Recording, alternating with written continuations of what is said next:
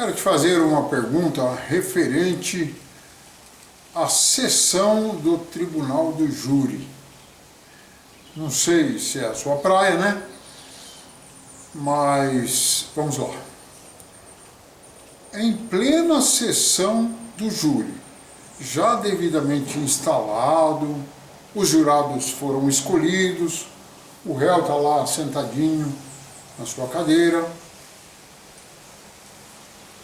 as testemunhas estão presentes, tudo mais, está tudo certinho.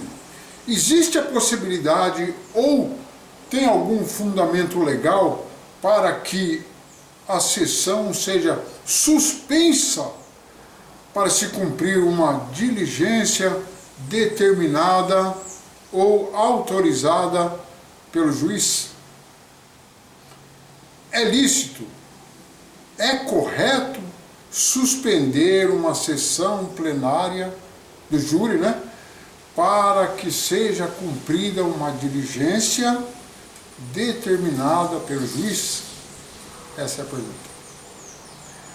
O artigo 417, parágrafo 2º do CPP, prevê que, com o libelo, poderá o promotor apresentar o rol de testemunhas que deva ser ouvido no plenário até o máximo de 5 pessoas, e também juntar documentos e requerer diligências. O artigo 421 também prevê que, ao oferecer a contrariedade àquele libelo, poderá também o defensor apresentar testemunhas, até no máximo 5, que devam depor lá no plenário, juntar documentos e requerer diligências. Ou seja, existe o momento do libelo e o momento da contrariedade, que é o momento processual correto, que está previsto nesses 2 artigos aqui que eu citei, e é o momento correto para requerer as diligências que forem necessárias. E no processo penal, resumindo, se for suspender o plenário do júri por pedido de qualquer uma das partes, no que se refere ao processo penal, já está prescrito, já está, esse momento aí, ele não pode ser requisitado ou requerido nem pelo promotor e nem pela defesa, entendeu?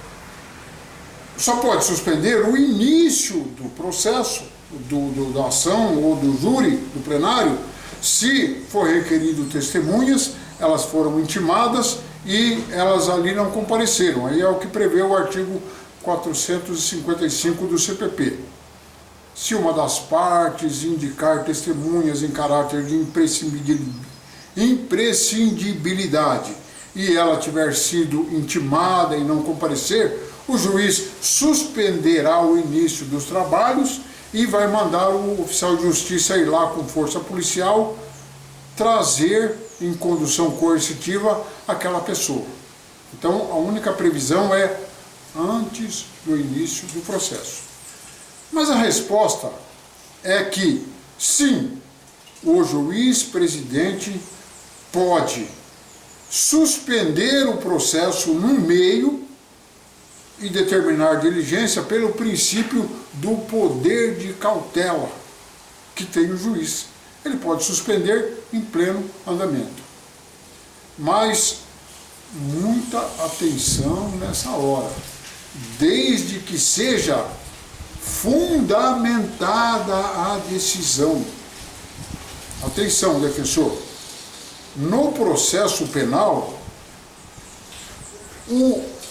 a forma é a garantia. A forma, ela tem que ser respeitada, porque é a garantia de que não haverá poderes gerais no processo penal, porque ele é estritamente vinculado aos atos ali previstos. Por quê? Porque o processo penal é um instrumento regulador do poder punitivo do Estado, de modo que ele somente poderá ser exercido e legitimado, né? Com estrito respeito às formas do devido processo legal. Então, esta interrupção, ou seja, uma diligência extemporânea não inserida lá no CPP, para ser feito, tem que respeitar o princípio do in malam parte, ou seja, não pode haver prejuízo para o réu. Não pode ser feito com prejuízo para o réu. Por quê? Porque se a prova é da acusação, não pode o juiz, sob a justificativa de poder cautelar, buscar um complemento ou uma informação a mais que não foi conseguida pela acusação, né? Não foi conseguida a seu tempo, entenderam?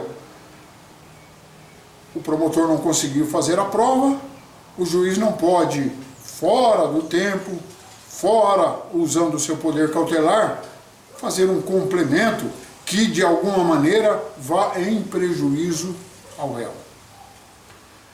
Mas vamos deixar de falar de código, de seus artigos, pois o discurso no júri do advogado, ele tem que ser direcionado aos 7 jurados leigos.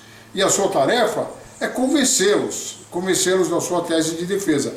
Lá não é lugar nem momento para você ficar falando de artigos, de código penal, enfim.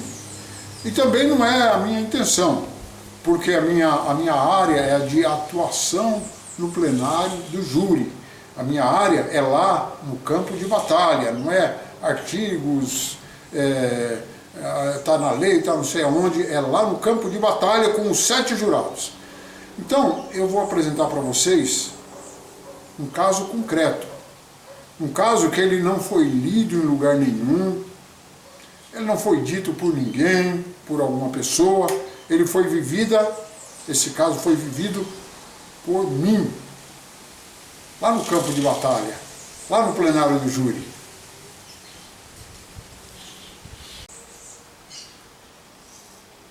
Quando eu peguei esse processo, ele já estava na fase do júri. A primeira fase, né? Aquela chamada de jus accusationis, tinha sido muito bem feita pela lendária advogada, minha amiga e grande criminalista lá das antigas, doutora Lígia, a grande criminalista. Como ela não fazia júri, ela me indicou para a família, então eu peguei o caso e analisei a questão e fui lá falar com a colega, né, para coletar mais informações a respeito do processo. Bom, o caso era assim, o réu tinha sido pronunciado pelo artigo 121, parágrafo 2º, inciso 4º do CP, que era recurso que dificultou a defesa do ofendido.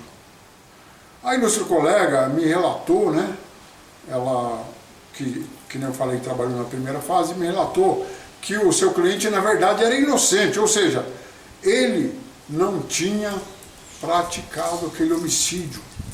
E aquilo tudo, eles tinham arrumado aquele BO, arranjo lá da polícia, para ele, que era aquela famosa, naquela época conhecida pelos criminalistas e pela bandidagem lá, a famosa Casa de Caboclo. Olha, se a informação tivesse sido dada pelo réu, ou então pela família, eu até poderia acreditar, afinal de contas, na área criminal, todos são convictos, todos alegam inocência, né? Isso é verdade. Mas quem estava me asseverando que o réu era inocente, que o réu não tinha praticado aquele crime, era a advogada criminalista mais conceituada daquela região toda. E não tinha como não acreditar que realmente ela analisou aquela questão e chegou à conclusão que aquela pessoa ela era inocente. A colega disse então que naquela região, tempos atrás havia ocorrido a morte de um policial. Um policial foi assassinado e as investigações na ocasião apresentavam para a pessoa do meu cliente. Ele teria sido o autor daquele homicídio, daquela polícia. Mas por mais que a investigação se esforçou, os investigadores se esforçaram, diligenciaram, fizeram tudo o que fosse possível, eles não lograram, naquela investigação, eles não conseguiram indiciar aquele réu, aquela pessoa que agora era meu cliente. As investigações apontavam para a pessoa do meu cliente como sendo o autor, mas os esforços da polícia naquela ocasião foi em vão. Eles não, na verdade, daquela morte do policial, eles não conseguiram indiciar aquele cidadão, embora ele fosse suspeito. Então, naquela ocasião, eles levaram ele lá preso, tentaram fazer de tudo para incriminá-lo, mas não conseguiram.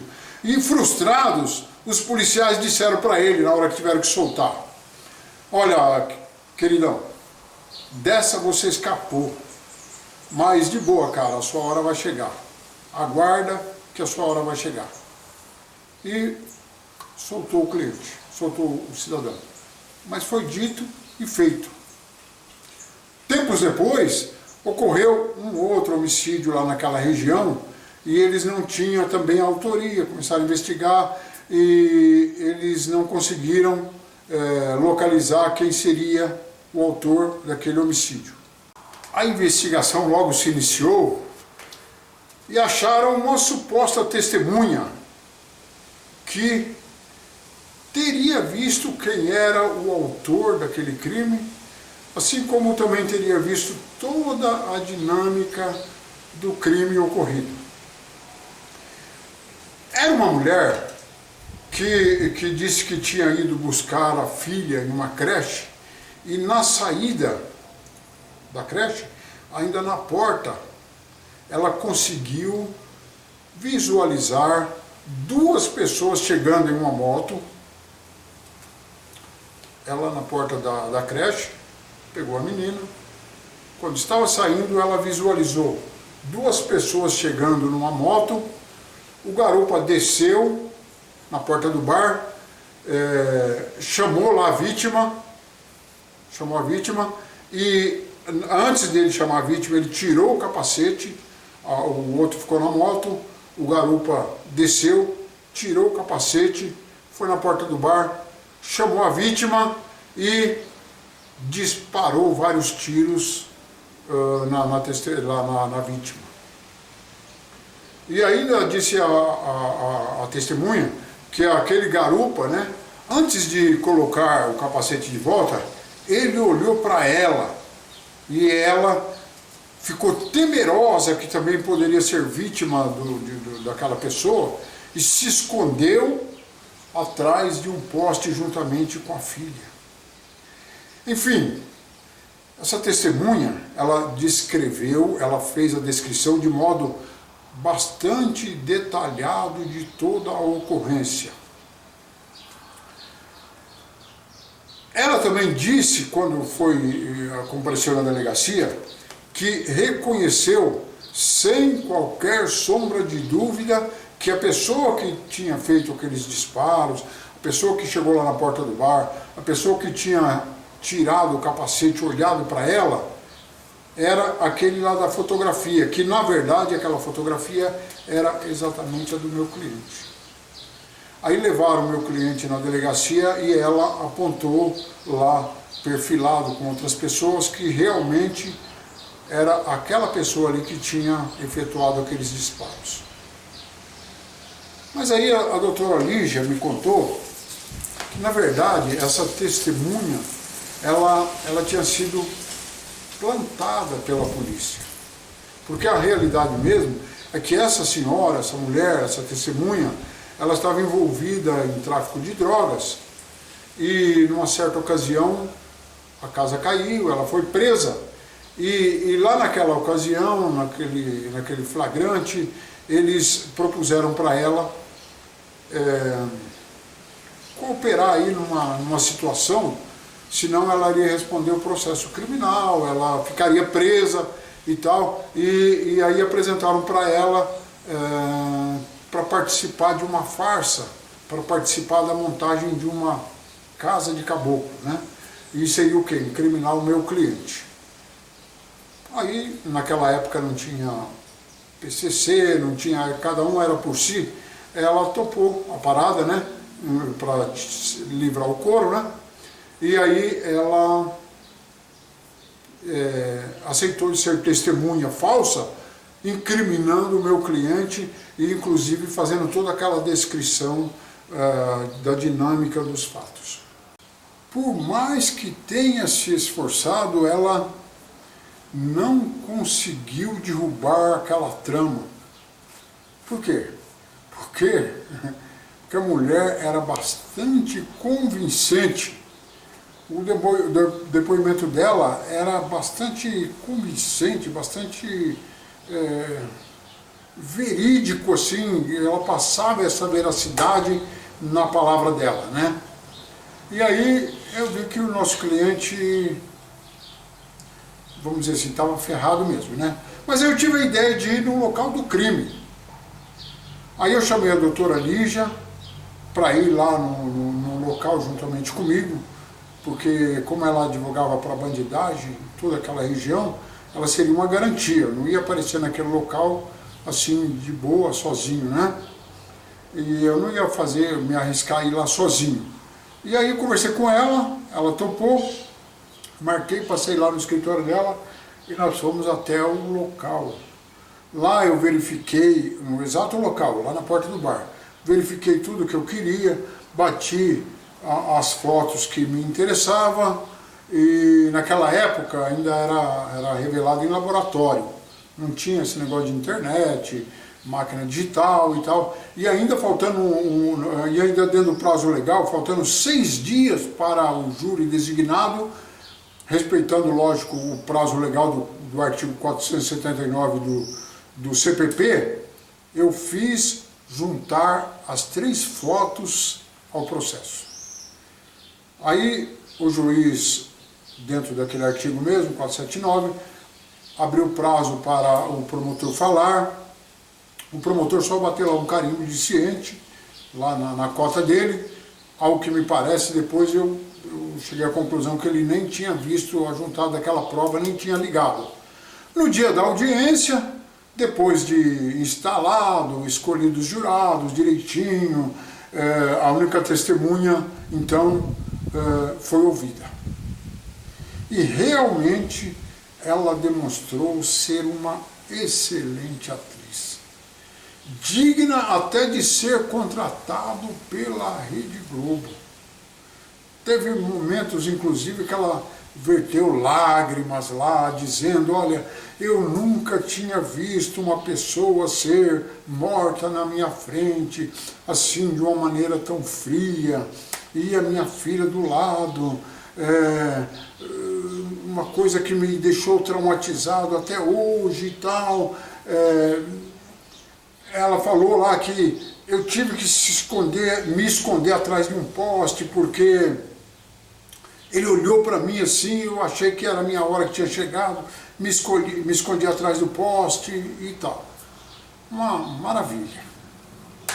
O promotor, então, na sua fala, manteve o pedido de condenação pelo homicídio qualificado por recurso que dificultou a defesa do ofendido e coisa e tal, e mostrou frieza, o réu tem que ser condenado porque ele... Aí, em seguida, a palavra foi passada para mim. Vejam, ilustres colegas, o processo já estava para lá da metade, quando eu então apresentei para os jurados aquelas fotos, 3 fotos só, que eu tinha colecionado ao processo dias antes, só 3 fotos. Uma delas mostrava a entrada da creche. E, na verdade, lá nessa entrada da creche não tinha poste algum, aquele tal do poste que ela supostamente disse que tinha se escondido para não ser agredida pelo criminoso, não tinha esse poste. A segunda foto era da porta da creche em direção ao bar. A rua era em frente assim, então da porta da creche em direção ao bar. E a terceira foto que eu juntei era lá do bar em direção à creche. As três fotos. Ocorre que esta rua, ela era uma subida e depois tinha um declive, uma ladeira. E o bar, ele se localizava, olhando da creche para o bar, já na descida. Então fazia aquela lombada, entendeu?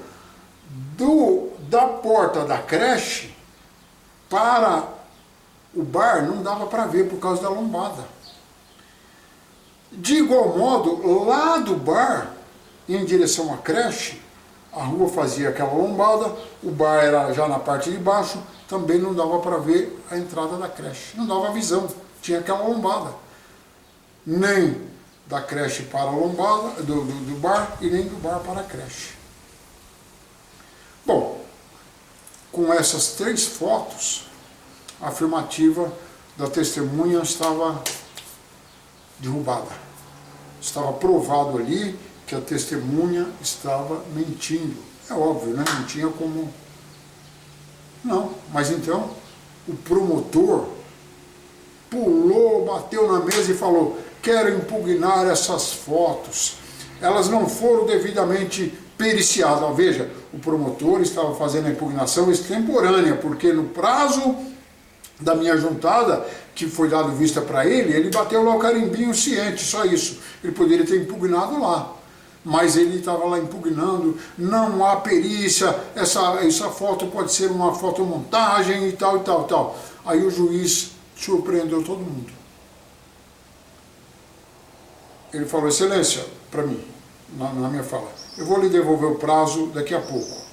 Vou suspender a sessão agora, nós vamos converter em diligência. Todo mundo ficou surpreso.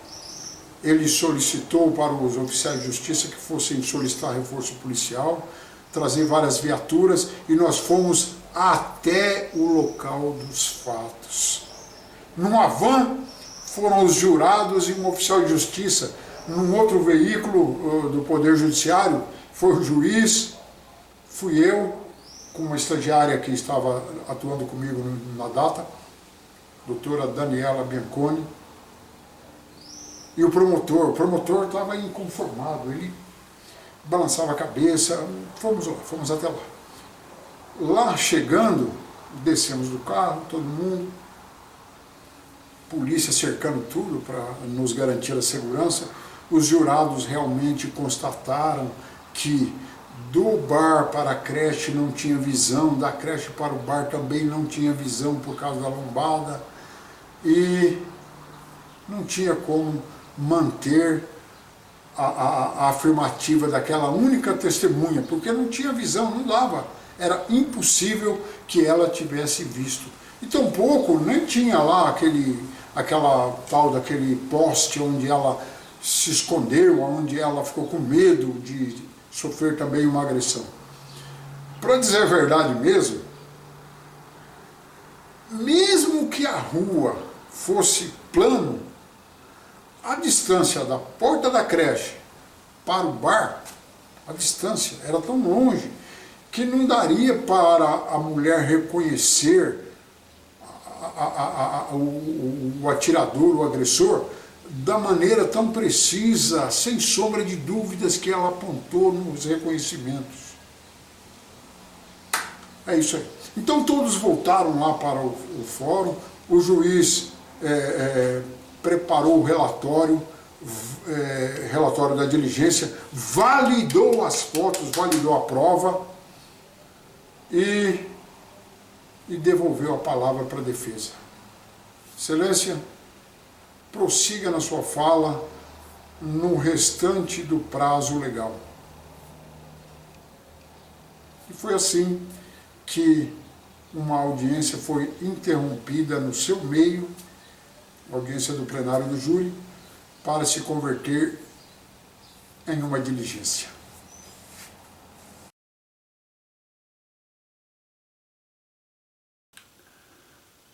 A sustentação a seguir trata-se de uma mera demonstração que serve para efeito simplesmente didático, não reflete o clima tenso existente em um julgamento pelo tribunal do júri, no que tange aos argumentos, à eloquência do discurso, o uso do tempo legal e demais ocorrências existentes naquele momento.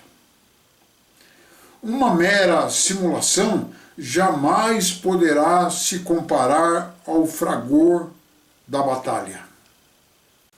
Ilustres julgadores, retomando a fala da defesa, como os senhores puderam ver com os próprios olhos, a testemunha, única testemunha, aliás, faltou como a verdade ao fazer a falsa acusação de que teria sido aquele réu o autor do crime. Desde sempre, o réu sustenta ser inocente, protesta pela sua inocência desde o início. Então, sem mais delongas, pois creio que todos já estão bastante cansados a essa altura desse julgamento, é imperioso reconhecer a falta de qualquer prova para sustentar uma condenação. Assim sendo, lá na sala, a primeira pergunta será se houve a morte da vítima naquele dia e local. Conforme se pode ver pelas fotos, não se pode negar que realmente ocorreu aquele homicídio. De sorte que a defesa pede que digam sim ao primeiro quesito. Agora, no segundo quesito, ou seja, segunda pergunta, o juiz vai perguntar se foi ou não o acusado que cometeu aquele fato.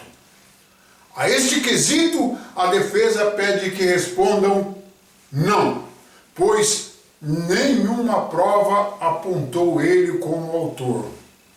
Mas ainda assim, se os senhores estiverem com dúvida quanto a esta autoria, no terceiro quesito será perguntado: o jurado absolve o réu? A defesa pede que digam sim. Segundo quesito, não. Terceiro quesito, sim, se prevalecer. Deste modo, senhores, mais uma vez a sociedade estará fazendo justiça e sendo honrada através da digníssima e correta atuação desse ilustre corpo de jurados.